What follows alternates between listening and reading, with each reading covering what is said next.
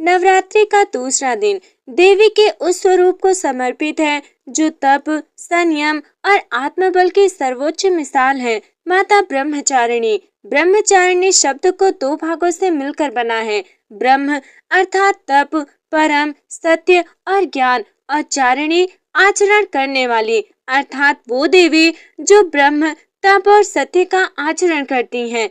माता ब्रह्मचारिणी अत्यंत सरल और तेजस्वी रूप में प्रकट होती हैं। उनके दाहिने हाथ में जपमाला होती है, बाएं हाथ में कमंडल। वे नंगे पांव चलती हैं। उनके चेहरे पर अद्भुत शांति और तपस्या का तेज होता है। ये स्वरूप हमें सिखाता है कि सच्ची शक्ति बाहरी नहीं, आंतरिक होती है। माता ब्रह्मचारिणी का संबंध सीधे देवी पार्वती से है। पहले जन्म में देवी का नाम सती था। उन्होंने भगवान शिव को पति रूप में प्राप्त किया था, लेकिन एक घटना ने उनके जीवन को बदल दिया। राजा दक्ष, सती के पिता, ने एक विशाल यज्ञ का आयोजन किया जिसमें उन्होंने जानबूझकर भगवान शिव को आमंत्रित नहीं किया। सती ये अपमान सह नहीं पाई। यज्ञ में जाकर उन्होंने अपने पिता से विरोध किया, लेकिन जब उन्होंने शिव का अपमान होते देखा तो वे अत्यंत दुखी हो गई। अंततः सती ने योग अग्नि में स्वयं को समर्पित कर दिया।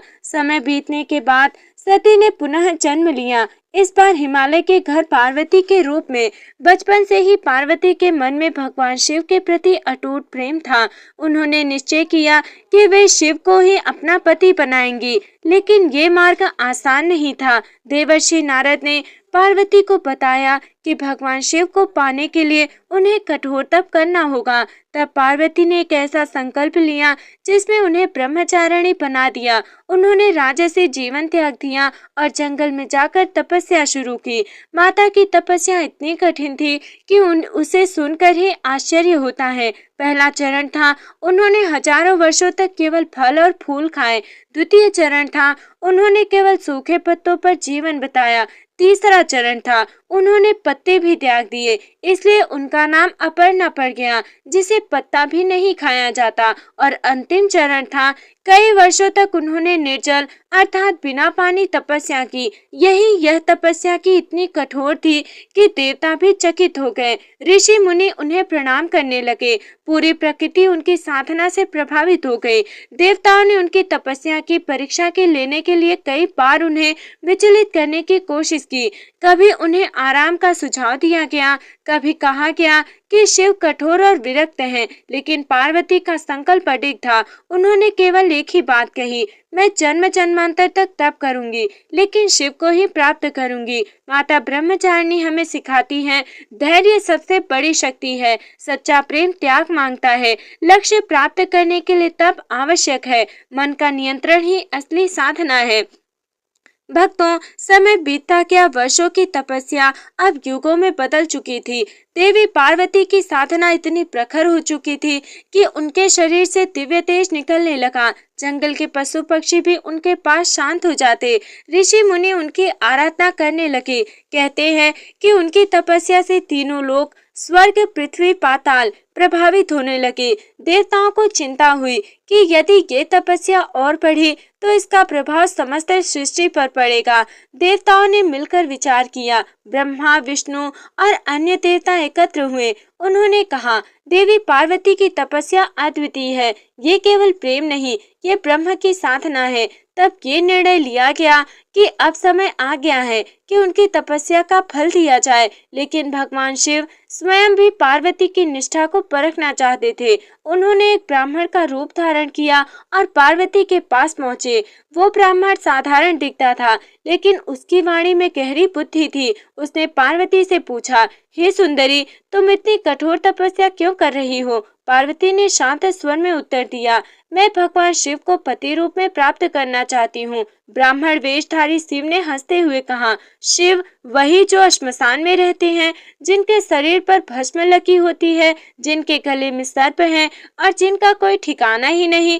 तुम एक राजकुमारी हो, तुम्हें कोई योग्य राजकुमार मिल सकता है, फिर शिव जैसे विरक्त को क्यों चुनना?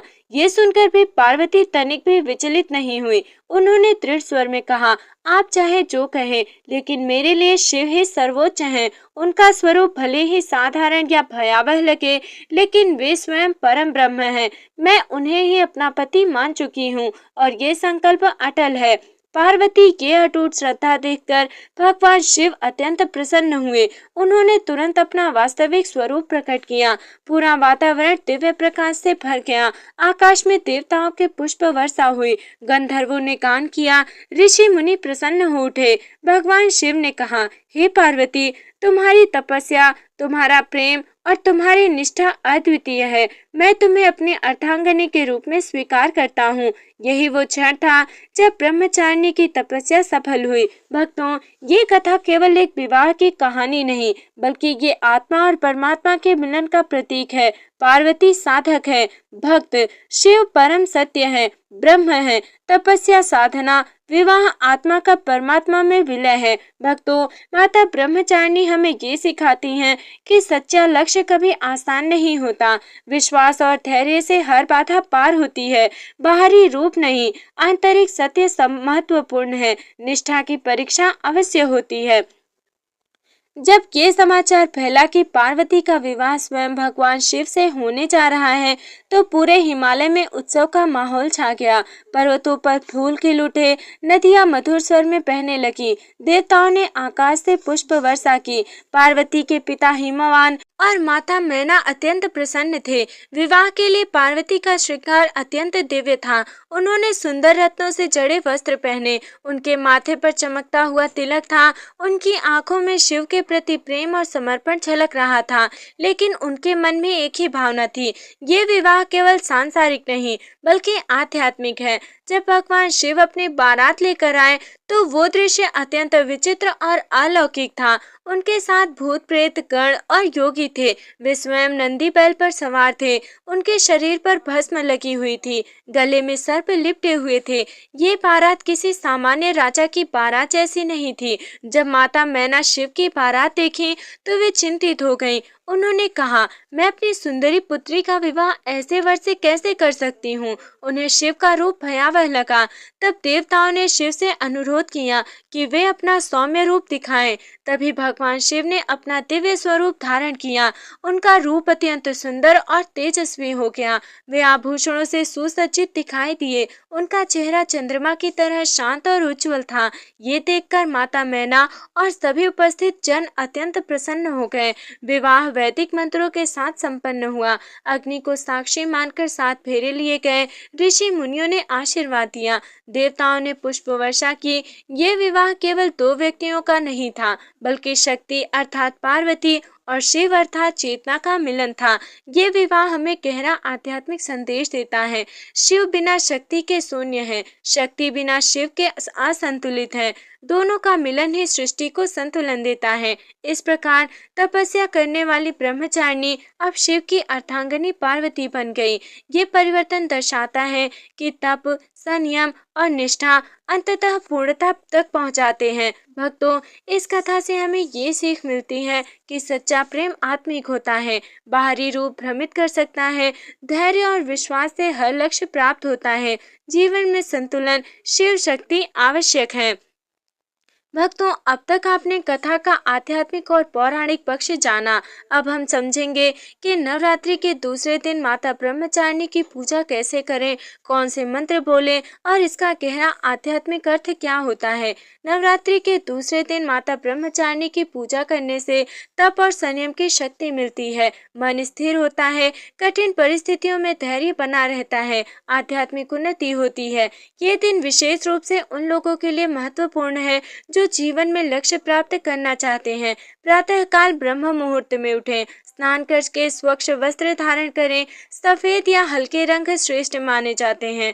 घर के मंदिर या पूजा स्थान को शुद्ध करें। माता ब्रह्मचारिणी की पूजा में इन वस्तुओं का उपयोग करें। फूल विशेषकर सफेद हो, अक्षत, रोली और चंदन, दीपक और धूप, फल और मिठाई और गंगा जल। सबसे पहले दीपक जलाएं, माता का ध्यान करें, उन्हें फूल अर्पित करें, रोली और अक्षत से तिलक करें, भोग लगाएं, धूप दीप से आरती करें। पूजा करते समय मन शांत और एकाग्र होना चाहिए। माता ब्रह्मचारिणी का ध्यान करते समय ये मंत्र बोले, ओम देवी ब्रह्मचारिण्य नमः। इस मंत्र का 108 बार जप करने से मन की शुद्धि होती है, आत्मबल बढ़ता है, जीवन में स्थिरता आती है। माता ब्रह्मचारिणी को विशेष रूप से शक्कर, मिश्री, पंचामृत का भोग लगाया जाता है। मान्यता है कि इससे दीर्घायु और सुख शांति मिलती है। माता ब्रह्मचारिणी का संबंध हमारे स्वाधिष्ठान चक्र से माना जाता है। इस दिन साधना करने से मन के विकार शांत होते हैं, इच्छाओं पर नियंत्रण आता है, आत्मा का विकास होता है। आज के समय में तपस्या का मतलब केवल जंगल जाकर ध्यान करना नहीं, बल्कि अपने लक्ष्य पर लगातार काम करना, अनुशासन में रहना, बुरी आदतों को छोड़ना, मानसिक शांति बनाए रखना, यही आधुनिक ब्रह्मचारिणी साधना है। माता ब्रह्मचारिणी हमें सिखाती हैं, अनुशासन ही सफलता की कुंजी है। धैर्य से हर कठिनाई पार होती है। सच्ची शक्ति अंदर से आती है। मन को नियंत्रित करना सबसे बड़ी साधना है। भक्तों, नवरात्रि का ये दूसरा दिन हमें याद दिलाता है कि अगर आपका संकल्प सच्चा है तो पूरी सृष्टि उसे पूरा करने में लग जाती है। अब तक आपने कथा, विवाह और पूजा विधि को समझा। अब हम जानेंगे, उस गहरे स्तर पर जाएंगे जहां माता ब्रह्मचारिणी केवल एक देवी नहीं, बल्कि एक आंतरिक शक्ति है जो कि हमारे आंतरिक भाव के रूप में प्रकट होती हैं। भक्तों, ब्रह्मचारिणी केवल एक रूप नहीं, बल्कि एक अवस्था है। जब मन भटकना छोड़ देता है, जब इंद्रियां नियंत्रण में आ जाती हैं, जब व्यक्ति अपने लक्ष्य के प्रति पूर्ण समर्पित हो जाता है, यही ब्रह्मचारिणी की असली साधना है। अगर आप इस दिन सच्चे मन से साधना करना चाहते हैं तो ये सरल ध्यान विधि अपनाएं। शांत और स्वच्छ स्थान चुनें, दीपक जलाएं, सुखासन या पद्मासन में बैठें, रीढ़ सीधी रखें, धीरे धीरे गहरी सांस लें, मन को श्वास पर केंद्रित करें, मन ही मन ओम मंत्र दोहराएं, ओम देवी ब्रह्मचारिण्य नमः। माता ब्रह्मचारिणी का संबंध स्वाधिष्ठान चक्र से माना जाता है। ये चक्र इच्छाओं, भावनाओं और रचनात्मक ऊर्जा का केंद्र होता है। जब ये चक्र संतुलित होता है, व्यक्ति भावनात्मक रूप से मजबूत होता है, निर्णय लेने की क्षमता बढ़ती है, आत्मविश्वास विकसित होता है। तपस्या का अर्थ है ऊर्जा का संरक्षण। जब हम कम बोलते हैं, अनुशासन में रहते हैं, अनावश्यक इच्छाओं को त्यागते हैं, तो हमारी ऊर्जा विखरती नहीं, बल्कि एकत्रित होकर शक्ति में बदल जाती है। आज के समय में ब्रह्मचारिणी साधना का मतलब है मोबाइल और सोशल मीडिया का सीमित उपयोग, नकारात्मक विचारों से दूरी, ध्यान और सकारात्मक सोच, शारीरिक तपस्या, संतुलित आहार, नियमित दिनचर्या। माता ब्रह्मचारिणी की सबसे बड़ी शिक्षा है इच्छा को खत्म करना नहीं, बल्कि उसे नियंत्रित करना, क्योंकि अनियंत्रित इच्छा दुख का कारण है, नियंत्रित इच्छा ही सफलता है। जब साधक लगातार ध्यान और तप करता है तो उसका मन शांत हो जाता है, अहंकार समाप्त होने लगता है और वो ब्रह्म परम सत्य के करीब पहुंचता है। यही वो अवस्था है जिसे ब्रह्मचारिणी की कृपा कहा जाता है।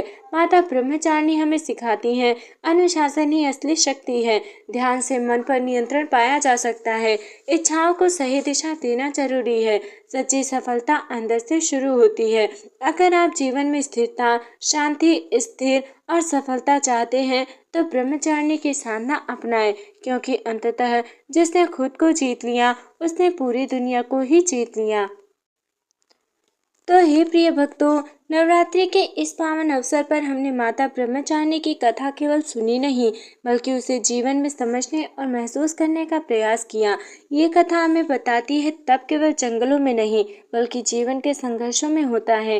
प्रेम केवल भावना नहीं, बल्कि समर्पण और धैर्य है। शक्ति केवल बाहरी नहीं, बल्कि हमारे भीतर छिपी होती है। माता ब्रह्मचारिणी हमें सिखाती हैं, अगर आपका संकल्प अटल है तो कोई भी लक्ष्य असंभव नहीं। अगर आपका मन नियंत्रित है तो जीवन संतुलित है। अगर आपकी साधना सच्ची है तो सफलता निश्चित है। आज के समय में जब मन भटकता है, जब धैर्य टूटता है, जब लक्ष्य कठिन लगता है, तब हमें माता ब्रह्मचारिणी की तपस्या याद रखनी चाहिए, क्योंकि धीरे धीरे लेकिन निरंतर चलने वाला ही अंत में मंजिल तक पहुंचता है। अपने आप से पूछें, क्या मेरा लक्ष्य स्पष्ट है? क्या मैं अपने मन को नियंत्रित कर पा रही हूँ? क्या मैं अपने जीवन में अनुशासन ला रही हूँ? यही प्रश्न आपको आपकी असली साधना की ओर ले जाएगी। अब हम माता रानी से अंतिम प्रार्थना करेंगे। हे माता ब्रह्मचारिणी, हमें धैर्य दें, शक्ति दें और सही मार्ग पर चलने की बुद्धि दें, ताकि हम भी आपके दिखाए हुए मार्ग पर चल सके। इसलिए अब इस पवित्र कथा यात्रा में साथ देने के लिए आपका धन्यवाद। आपकी नवरात्रि शुभ, शांतिमय और सफल हो। माता रानी की कृपा सदैव आप पर बनी रहे। जय माता दी। राधे राधे। जय श्री कृष्ण।